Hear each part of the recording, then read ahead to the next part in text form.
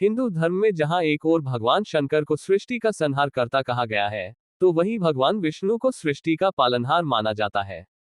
ऐसे में विश्व कल्याण के लिए इन दोनों देवों की उपस्थिति अनिवार्य है।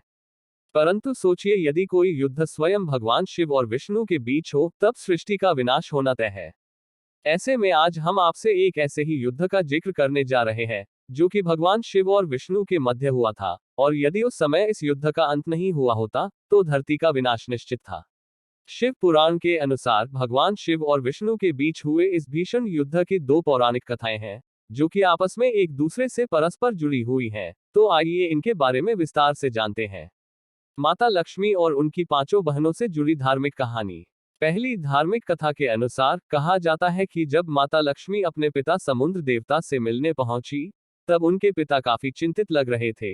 माता लक्ष्मी ने अपने पिता से उनकी चिंता का कारण पूछा, तो उन्होंने बताया कि पुत्री, वैसे तो मैं बहुत प्रसन्न हूँ, क्योंकि भगवान विष्णु तुम्हारे पति परमेश्वर है, लेकिन तुम्हारी पांचों बहनें सुवेशा, सुकेशी, समिशी, सुमित्रा और वेदा भी भगवान विष्णु को अपने पति के रूप में पाने के लिए कठोर तपस्या कर रही हैं। यह सुनकर माता लक्ष्मी भी चिंतित हो जाती है, और तुरंत ही भगवान विष्णु के पास जाकर उनसे यह पूछती है कि स्वामी, मेरे संपूर्ण हृदय में आपका वास है, परंतु आपके हृदय में किसका वास है? माता लक्ष्मी के इस प्रश्न को सुनकर भगवान विष्णु कहते हैं कि मेरे हृदय के एक भाग में भगवान शिव का वास है, और दूसरे हिस्से में माता लक्ष्मी समेत समस्त प्राणी रहते हैं। भगवान विष्णु के मुख से यह वचन सुनकर माता लक्ष्मी दुखी हो जाती है। उधर माता लक्ष्मी की पांचों बहनें अपनी तपस्या में सफल हो जाती हैं, और भगवान विष्णु उनकी तपस्या से प्रसन्न होकर उन्हें मनवांछित वरदान मांगने को कहते हैं, जिस पर वह पांचों देवियां भगवान विष्णु को अपने पति के रूप में पाने का वरदान मांगती है, और भगवान विष्णु उन्हें तथास्तु का आशीर्वाद दे देते हैं।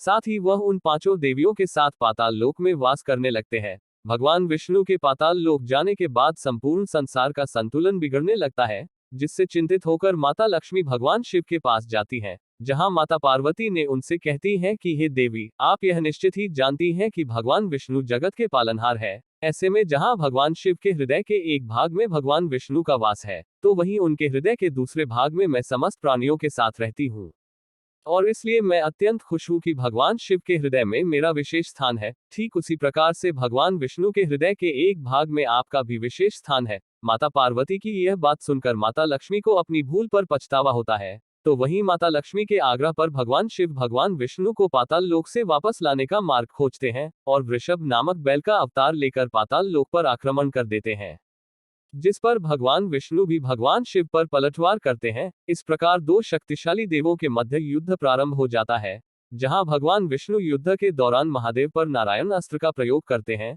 तो वहीं भगवान शिव भी भगवान विष्णु पर पशुपत अस्त्र का प्रयोग करते हैं।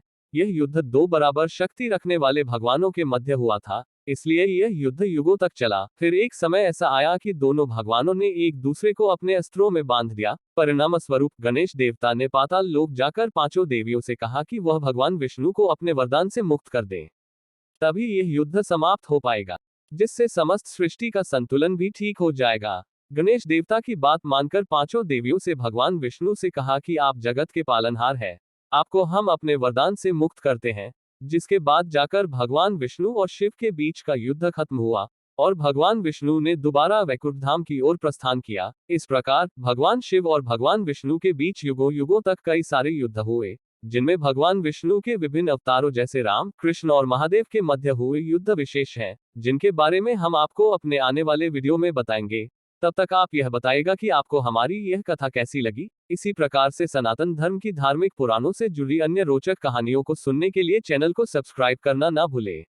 हर हर महादेव।